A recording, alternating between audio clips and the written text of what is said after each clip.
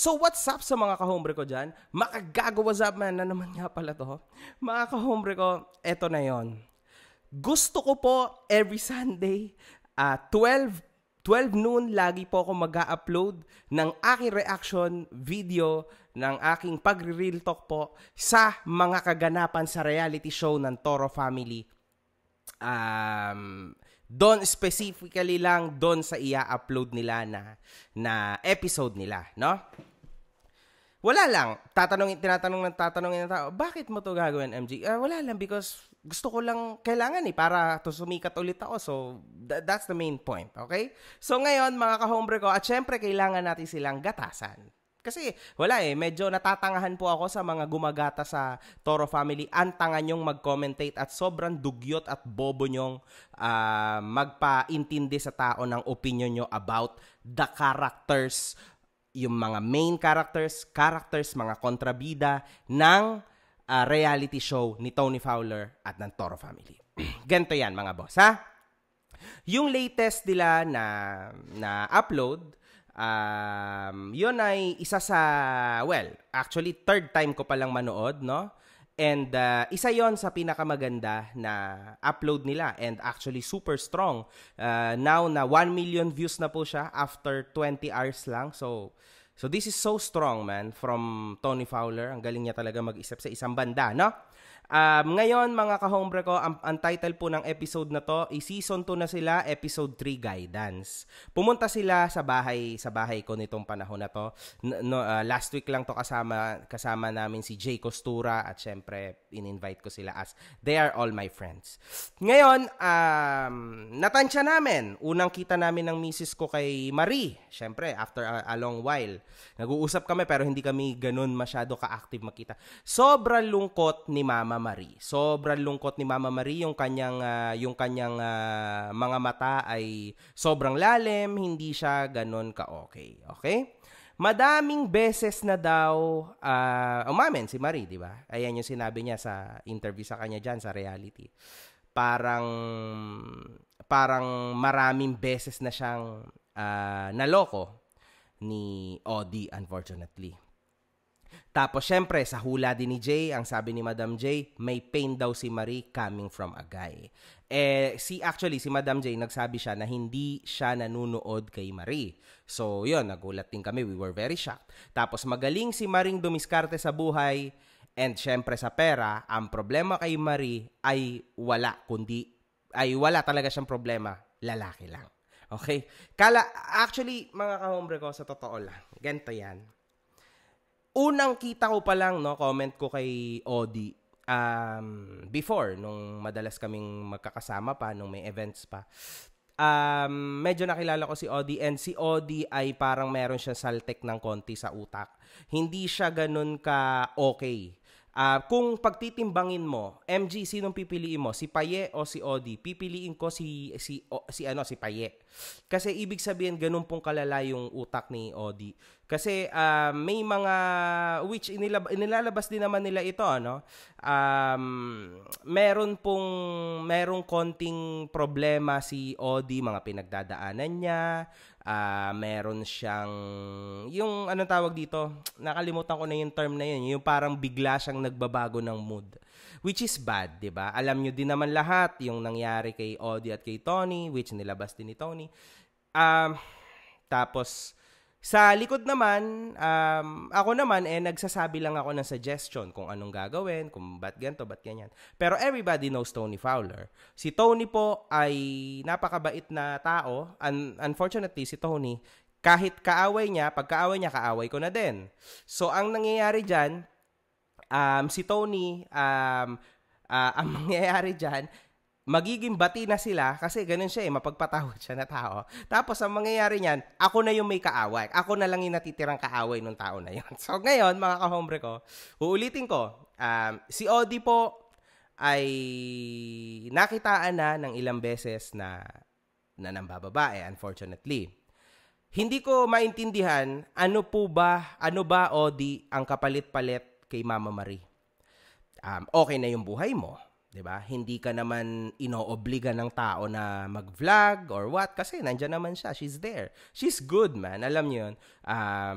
Walang isipin, walang anak. So kumbaga kayong dalawa lang talaga. Whenever may gusto ka, ibinibigay naman. In short, nasa magandang posisyon na si Odi pero sinayang niya. Ganyan talaga mga ka-hombre ko pagka medyo may tama yung utak. 'Di ba? Ngayon, alam naman din ng lahat na naka-rehab si Odi kasi nga alam niyo nang lahat 'yon kung bakit ganoon. Ayoko nang ibulgar pa. So, hopefully ang suggestion ko kay Marie dito dahil talagang kitang-kita namin yung lungkot niya, yung lugmok niya. Marie, ang suggestion ko sa'yo, humanap ka na ng iba. Humanap ka ng better kay Odi kasi definitely break na po sila. So, kailangan Marie, humanap ka na ng iba. Yan talaga isasuggest ko sa'yo big time. Kay bata man yan, o matanda man, o kaedad natin, kasi syempre magkakaedad naman din talaga tayo. Ganon yung hanapin mo. Ang maganda kasi, inuulit ko, si Marie at si Odi po walang anak. Si Marie walang anak. So wala siyang ganong kaproblema, 'di ba? Kaya nga nainis ako, natawa ako kasi sabi ko sa isip ko, putang ina, bakit ganon? Bakit nung ako yung hinulaan ni Madam J na putol yung rosary, ang daming drama, ang dami kong problema, mamamatay ako, papasukin ako sa bahay ko, ano mangyayari sa akin, pinag-uusapan ako ng mga tsekwa, ganito, kaya putang ina, sabi ko, anong klase to? Wala man lang life or death situation si Marie. Puro lang lalaki, puro lalaki lang yung problema niya. God damn, sana ako na lang si Marie. Putang inang yan. Kaya ang hirap, man. Ewan ko, puta, ako pala yung pinaka-negative. No, grabe, sobrang sama ko pala talaga. Ano ba? Masama ba talaga akong tao? Ang kulo, man. Crazy, man. That's fucking crazy. Anyway, sige. Ngayon naman, mga ka-hombre ko, syempre, tuloy-tuloy ang drama ni Mama Marie. Wala na tayong magagawa doon. Kilala naman, ako naman ang akin naman na masasabi sa sitwasyon na kinakalagyan ni Marie ngayon. Marie, kumapit ka lang. Nakita naman namin lahat na kahit papano naging masaya ka sa ibang bansa kasi nag-out of country kayo. So, ituloy mo lang yan at makakahanap ka ng mas bata sa'yo o mas matanda sa'yo. O kasing edad natin. Kaya mo yan? Anyway, mga ka-hombre ko. Eto na tayo. Lipat na tayo sa napansin ko. Dito naman po ako kay Vince.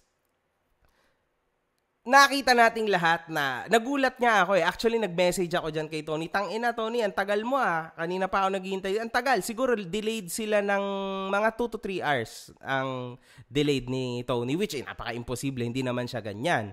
Medyo delay lang siya. Paminsan-minsan. Hindi siya super delayed. So, nagtaka kami. Nung pagdating nila dito, okay naman, masaya and all. Tapos slowly, sinabi na ni Tony, nag-away kami, ganito, ganyan. Now, napansin ko, si Vince nagsuka. Tapos, ang tagal niya sa banyo, hindi siya okay and all that. Now, mga ka-hombre ko, nakikita natin, alam nyo, sa tansya ko dito sa reality show nila, si Vince, yung ugali na pinapakita ni Vince sa reality show na yan is ganyan talaga po ang ugali ni Vince sa totoong buhay. Okay, so yan talaga is, actually, parang lahat naman sila ganun talaga yung ugali. Kasi, syempre, nakilala ko sila eh. Si Vince kasi, mga ka-hombre ko, talagang tama yung sinabi niya na sa tingin niya siya ay under kay Tony, na under desire siya ni Tony, kaso wala siya magagawa kasi strong, kasi ang minahal daw niya ay strong single mom. Real talk, 'di ba? Kaso lang kasi Vince, kung mapapansin mo, no? Para sa akin, tama si Tony dito eh. Tama si Tony, mga ka-hombre ko. Alam nyo, kahit mali si Tony, tama pa rin si Tony para sa akin. So, pasensya na ha. Pero tama si Tony sa akin. Kasi isipin nyo, ha, bakit nga naman sisigawan ni Vince ang pinakamahalagang bagay kay Tony? Kung talagang mahal ni Vince si Tony, di ba? Tama naman din na suwetuhin or pagpaliwanagan ng tama ang isang bata, lalo na at anak mo na siya, di ba? Tinuturing mo na siyang anak kasi syempre, anak siya ng partner mo sa una. But still, kung may usapan na kayo ng partner mo na wag mong gagantuhin yung anak ko, tapos nagpaulit-ulit na sa'yo, tapos ginagawa mo pa rin, sa tuwing matetense ka, sa tuwing may mararamdaman ka na extra na shit sa sarili mo, hindi mo mapipigilan ng sarili mo kundi sigawan yung taong pinakamahalaga sa partner mo or sa mahal mo, putang ina, may mali sa'yo, di ba? Kaya tama lang yung naging reaction ni Tony. Kaya pala ganon, kaya pala tumagal sila ng todo kasi nagka-muntik pa silang ganyan, tas, di ba, ang gulo. So, yun. Si Vince kasi, kulang si Vince sa punch. Actually, tama yung sinabi niya na para siyang bakla. Kasi, end of the day kasi, si Tony talaga yung sandigan niya. Kumbaga, without Tony Fowler, I don't think na kakayanin ni Vince mag-isa. Ganito kasi yan, madalas sinasabi ng mga fans pagka nagagalit sila kay Tony, sige, iwan mo si Tony, Vince. Nandito lang kami, susuporta kami sa'yo, Vince. Ganto, puta, sure yan, susuporta. Well, para sabihin ko sa inyo, mga putang ina nyo, kung susuporta kayo kay Vince, hindi ako naniniwala dyan. Susuporta kayo dyan, siguro most probably mga 1 month, wala pa, mga 3 weeks, ganyan. Pagkatapos ng 3 weeks nyo na suporta kay Vince, wala na yan. Bakit kamo? Kasi without Tony, hindi niya kaya na gumawa ng sarili niyang content. Ayan yung critic ko kay Vince. Gusto ko mapatunayan ni Vince na kaya niyang gumawa ng sarili niyang content without Tony. O baka naman katulad ko lang si Vince, na hindi ko kayang gumawa ng content ng sarili ko kung wala akong chinichismis sa inyo, kung wala akong tinitirang tao, kung wala akong dinudurog na tao. In this case, si Vince naman, kailangan niya si Tony kasi kung wala si Tony, wala siyang content. Diba? Easy, diba? Pero sa isang banda, mga kahombre ko, pwede rin naman na sobrang bait lang talaga ng ugali ni Vince. Because I believe in that too. Kasi may mga tao rin talaga ako nakilala na sobrang bait. Sobrang bait nila, nakakatanga na sila. At nagmumukha na silang mga bobo, tolongges, idiot. Diba? Tulad exactly ni Vince. Nagmumukha na siyang sunod-sunuran kay Tony, nagmumukha na siyang mahinang klaseng tao, and all that shit, diba? Vince, alam mo, tinatanong ako niya ni Vince, kasi parehas kami. Parehas naman kami ng sitwasyon na single mom yung nakuha namin na partner namin. Even ako. Kaya ako talaga, may idea ako kung paano gawin yan. And in fact, nagtatanong siya sa akin. Now, sabi ko kay Vince, ako kasi medyo iba kasi dalaga na yung sa akin eh. So, but ako, syempre, sinisigawan ko siya. Kapag may mali siya, nasigaw talaga. Sinasabi ko, bakit ganito? Bakit ganyan? Bakit ganito? Bakit ganyan? Ba't di mo to ginawa? Yung ganito, ibalik mo dyan. Yung ganyan, ibalik mo dyan. In time, Vince, yung anak ko na yon, kasi anak ko na siya eh. Para sa akin, anak ko siya. Kahit hindi ko siya kadugo, para sa akin, anak ko siya. Now, ngayon, after ilang years, okay na siya. Malinis na lagi yung kwarto niya, maayos yung kotse niya pag ginagamit niya. Kasi chinecheck ko yan, putang ina, pagka uwi niya galing sa school, chinecheck ko yung putang inang kotse nun. Tinecheck ko yun. Likod, harap, ganito, ganyan. Pag may problema, picture, send ko sa kanya. Ang galing mo nadadala yung bata. So now, kasi ganun talaga ako. Sa tingin ko, kailangan talagang matuto ng mga estupidong batang ito. Bakit kamo? Iba po kasi ang Gen Z. Mga kahombre ko, iba. Exactly tulad ni Paye. Isipin nyo, tingnan nyo si Paye. 90% po ng Gen Z ay ganon. Siguro naiisip lang ni Vince na, putang ina, hindi pwede to. Siyempre, kahit papano, kailangan respetuhin ako ni Tyronia. Kasi pag hindi ako nirespeto ni Tyronia, paano yon? So ngayon, nagiging masculine siya, patay siya. Natetepok siya ni Tony. Kaso lang kasi, Vince, ang difference ko sa'yo, ako kasi, pinag-usapan namin ni Joanna yan. Yung asawa ko, Joanna ang name. So now, okay sa kanya yung ginagawa ko. Siyempre, bawal ko lang paluin. Siyempre, that's not for me. And actually, hindi rin ako nananakit ng babae physically, di ba? Verbally lang. So now, yun ang, ikaw, hindi mo naman siguro sinasaktan yan sila. So, sure ako doon kasi sobrang bait mo nga. Now, kayo pala, meron pala kayong usapan ni Tony na ganyan. Pero still, ginawa mo pa rin, kahit sa tingin mo, tama, at sa tingin ng mga tao o stupidong mga fans mo, tama. Kaso, may usapan kayo ni Tony. Hindi naman yung usapan, wala naman kayong usapan ng mga stupidong fans mo, di ba? So, ikaw at si Tony lang ang may usapan at pumayag ka, tapos nagkamali ka, ibig sabihin, medyo may pagkatanga ka na nun, Vince, di ba? So wala. Hindi na siya okay sa part na yon. Now, napansin din natin, sinabi ni Tony doon na gusto ko na makipaghiwalay. Ayaw nang patawarin ni Tony si Vince kasi parang punong-puno na si Tony. Tama si Tony, mga kahombre ko. Tama siya. Kasi sino ba naman ang hindi mapupuno sa putang inang lalaki na paulit-ulit na niyang sinasabihan? Di ba? Ibig sabihin, it's either bingi ka, tanga ka, or malilimutin ka tulad ko, Vince. Ano ba nangyayari sa'yo, man? Kaya ang suggestion ko sa'yo, Vince, kung ayaw mong mawala si Tony, dapat sumunod ka sa gusto ni Tony. Dapat lagi ka sumunod sa gusto ni Tony. Okay? Lagi. Respect Tony Fowler, man. Kasi kailangan mo yan sa buhay mo. Ha? Kasi, yung fame, sabi nga ni Tony sa'yo, sige na, umalis ka na dito. Umalis ka na. Iwan mo na kami. Sikat ka naman na, di ba? Humanap ka na ng iba. May point yon. Pwede mo namang gawin. Hindi ka naman pinipilit ni Tony na isiksik sa pepe niya, di ba? Ikaw lang yung may gusto na isiksik yung sarili mo kasi mahal mo siya, di ba?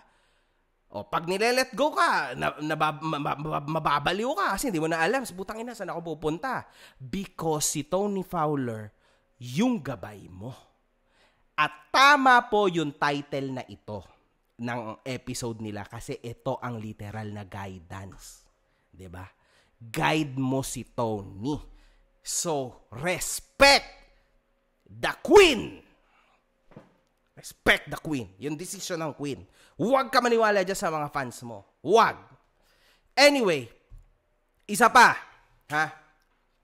Yung hula kay Tony, mga kahombre ko. Ang sabi ni Madam J, exhausted energy, grabing magmahal, good success, big amount of money. Kaso, ang problema kay Tony, hindi nagtatagal ang pera sa kanyang palad at doon na siya napaiyak. Hindi siya natututo sa mga nangyayari sa kanya, ang daming pera na nasasayang, madaming plans pero walang natatapos, may kalungkutan, umiiyak mag-isa. Ayan yung basa sa kanya. Still putang ina, hindi pa rin matter ng life or death. Tang ina, Madam J, napaka-unfair mo! So, ganon. So, eto na nga. Si Tony ay ganon ang basa sa kanya and actually I agree. Kilala ko si Tony and alam ko yan. Alam ko na ganyan talaga yung ugali niya.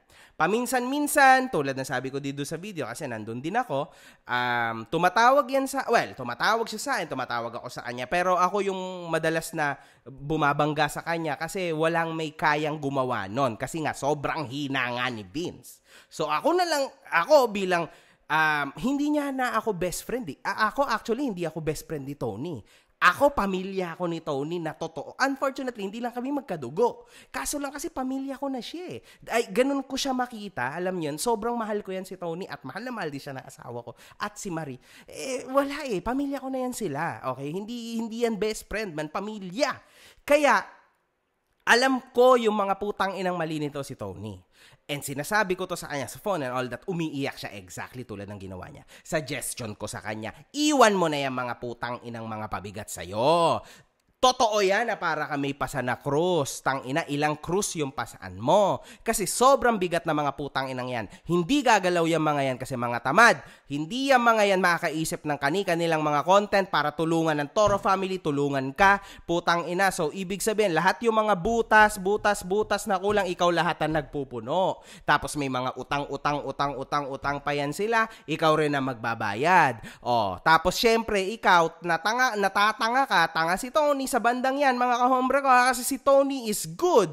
But sabi ko nga, lahat po ng excess, lahat ng mababait na tao nakakatawa na minsan. Kasi para sa akin, tanga na yung kabaitan ni Tony, pantanga, mga kahombre ko. Kasi dyan siya sa banda yan na yan natatanga. Kapag dating sa kanyang pamilya, natatanga na po siya ng tuluyan, si Tony. So ngayon, mapapansin nyo, lahat yan bigay. Binigyan si Gento ng kotse, binigyan si Gento ng computer, binigyan si Gento ng ganyan. Siyempre, i-calculate nyo lahat yon. Magkano po lahat yon? Siyempre, si Tony na tanga, lahat bitaw. Yan ang problema. I always told Tony na nandyan si Tyronia, nandyan si Vince, na ikaw, di ba? Pamilya na kayo, di ba? Even before, doon sa nakaraan niya na relation kay Rob, nung okay pa sila, ganyan yung sinasabi ko sa kanya. Kaso, syempre, before was even worse. Mas marami sila. Ngayon, mas konti na lang sila. Napansin ko rin na Tony, yung mga binibigyan mong tulong na mga tao, 'di ba? Mga ingrato, Tony. Ilan lang kami, Tony, sa lahat ng tinulungan mo na naging totoo sa iyo, Tony. Ako na yung isa. Yung isa, ikaw na lang mag-name drop nun. Kung sinong totoong nagpapasalamat sa iyo habang buhay. Isa na ako doon, mga kahombre ko, but sikreto. One day malalaman nyo kung bakit. Okay, naging napakalaking tulong nitong babae na to sa akin. Kaya nabwisit ako doon sa kapatid niya na bakit daw hindi tinulungan ganito ganyan kasi bobo kang putang ina ka. Tanga ka, hindi ka karapat dapat tulungan. Anyway, pansin nyo po, yung mga tao na pumapasok dyan sa tas umaalis, naging Toro family, umalis. Lahat po yan, wala po kahit isa na naging totoo kay Tony. Even hanggang po doon sa kanyang kapatid na tatuan.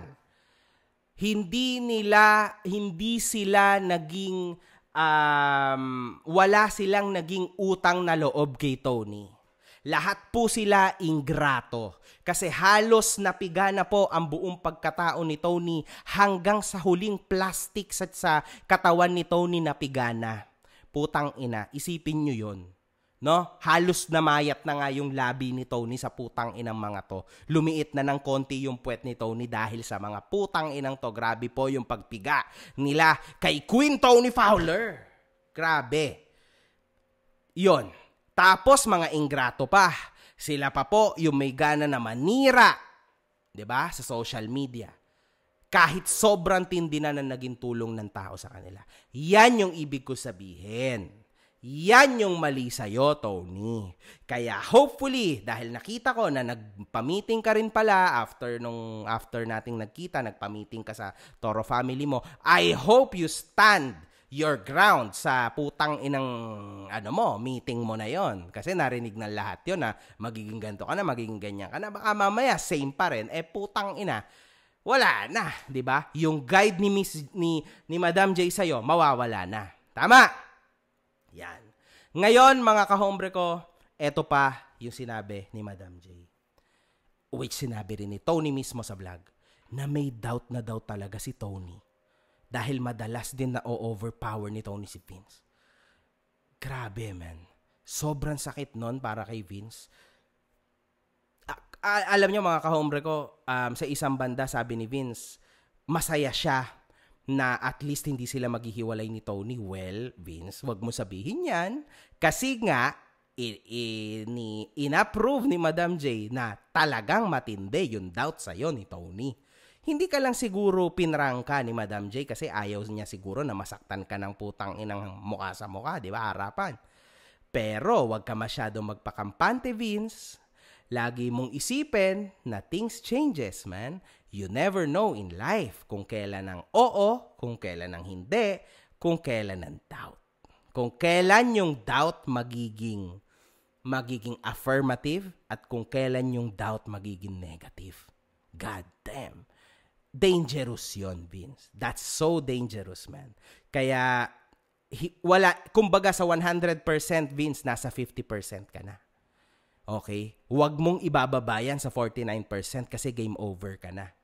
Si Tony kasi, mga kahombre ko, kakaiba yan. Kapag mahal ka, mahal ka. Kaso tangina, pag na-turn off na yan sa'yo, at ayaw niya na sa'yo, tapos na kayo, man. Game fucking over.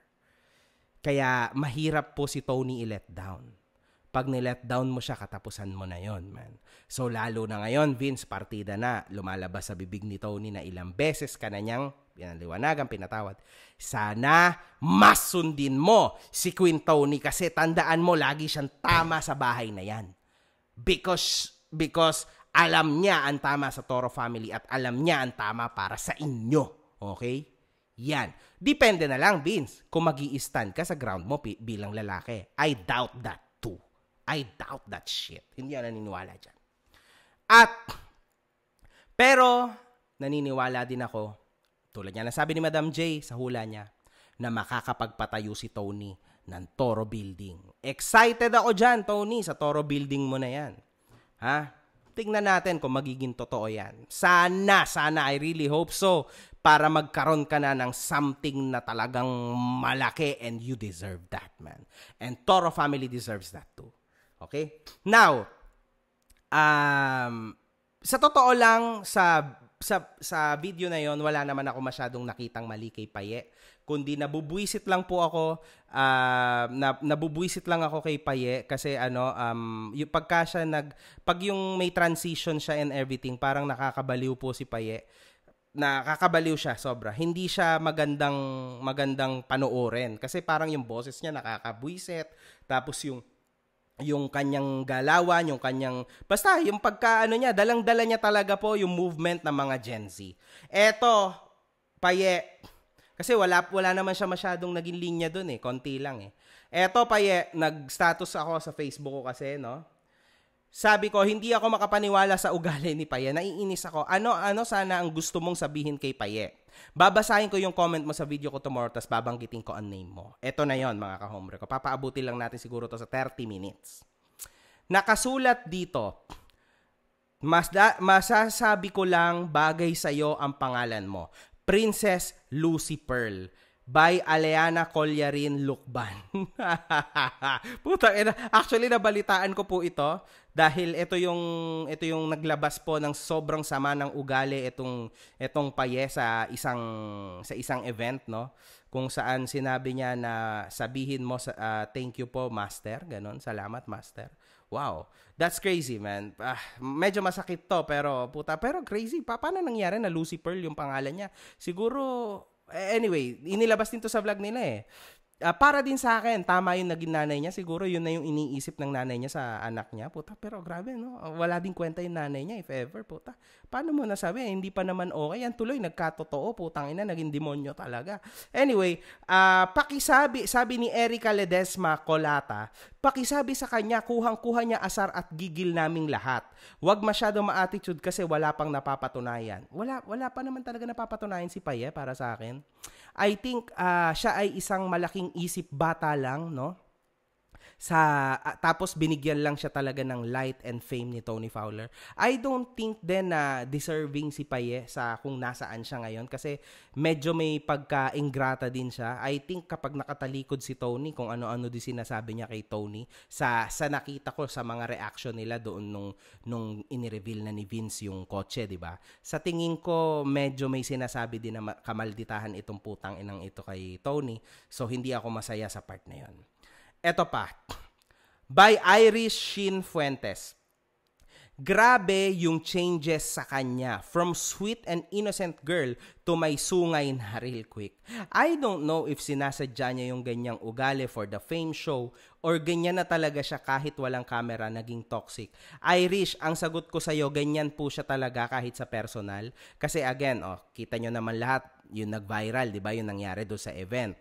'Di ba? Ganun po siya talaga sa totoong buhay. And actually, hindi na rin alam ni Tony kung paano po siya i-guide.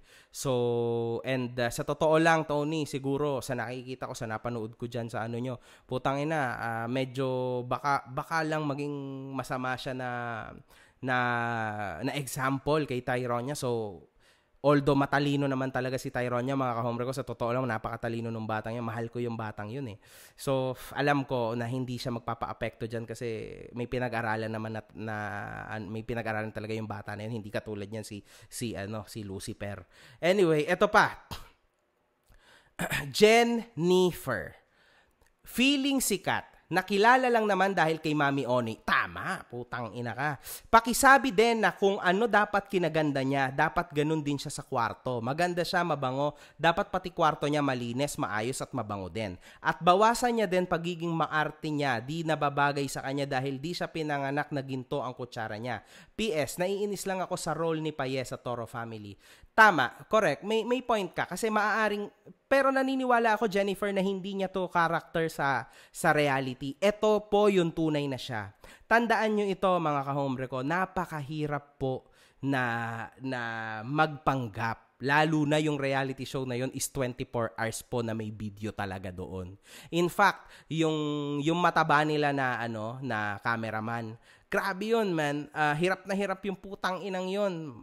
Tingnan nyo yung braso niya, manas na. Kasi lagi siyang naka-on yung camera. Totoo yan, 24 hours yan and sobrang dami pong camera sa kanilang bahay. Real talk yan, talagang directed na malala ni Tony Fowler yan. Sobrang lupit. Legit po lahat yung nakikita nyo na yan. Sobrang sama talaga ng ugali. And totoo yan, Paye.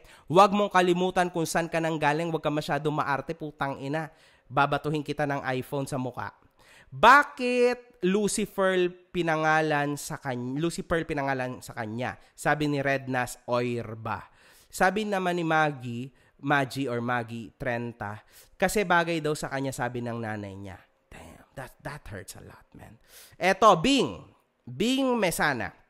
Naka 30 minutes na pala po. Sorry, ang daming comments, man. Tangina, Lucifer, GG ka dito. Bing Mesana. Napanood ko yung babaeng gusto magpa-autograph kay Mami Oni na nakikiusap kay Paye.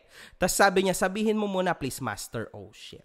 Tas tinawanan niya pa, tinalikuran. Kaya pansin ko lang, may pagkabasto sa batang yan. Parang ang taas ng tingin sa sarili. Paano na lang kung halimbawang mas sikat siya kay Tony?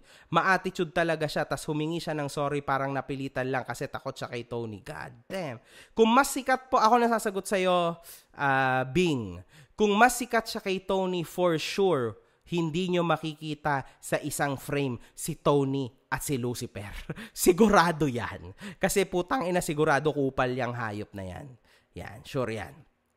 Eto pa. By Joren John, Jillian Riley. Grabe, pati lalaki talaga nanonood sa reality na to. Hi Kuya MG, sana mabasa mo to. Sa totoo lang, maraming may ayaw sa ugali ni Paye. Masyadong maarte, ibang-ibang ugali niya kay Papi. Masyadong OA magsalita tapos naiinggit pa kay Ika. Na-spoiled masyado ni Mami Oni. Kaya ayan, lumaki na ang ulo. Well, si Papi kasi mga kahombre ko, wala yan. Matured na yan. Medyo iba na yung age nito eh. So, wag mo rin wala din sa point na ikumpara mo si Papi sa kanya kasi sobrang layo ng age gap nila. And syempre, iba eh. Gen Z na tong hype na to kaya ganyan siya talaga. Real talk. Pero good. Good observation. Eto pa tayo. Julius Rins. Si Paye ay di magandang neighbor. Akala mo ay sikat, yung pala'y fame whore. Ang isang fan ni Tony ay pinahiya. May pruweba na nga agad pa niyang kinaila. Wow! Tangina, rapper ata to. Feeling mataas porke nakatikim ng views. Tila noob sa chess. Di maganda ang moves. Wow! Tangina! Solid to, man! Good job, Julius Rins! Wow! Tangina! Damn! Mas magaling pa to sa akin, putang ina. It's good, man. Okay. Yan, napakarami pa, plastic daw na tao, napaka-arte masyado, tanggalin na sana siya sa Toro Fam, toxic, childish, lahat yan. Grabe. Para sa akin, man, Tony, pwede naman akong pumasok dyan, i-reality, tas ibalibag-balibag ko kasama nung shota niya yan. Tapos eventually, doon, kaso hindi naman siguro ako makukulong. I don't think so kasi hindi na siya, legal age na siya. So, ibalibag-balibag ko, tas try nating alugin ng ulo niya para makakalog ng konti yung utak niya. And then eventually, hintayin natin for 1 day. Siyempre, gagaling pa siya, mga 2 days para okay na siya. Then, yun, siguro, pag nagbago, di okay. Pag hindi, puta, barilin na lang yan. Putang ina. One love. Good fucking vibes.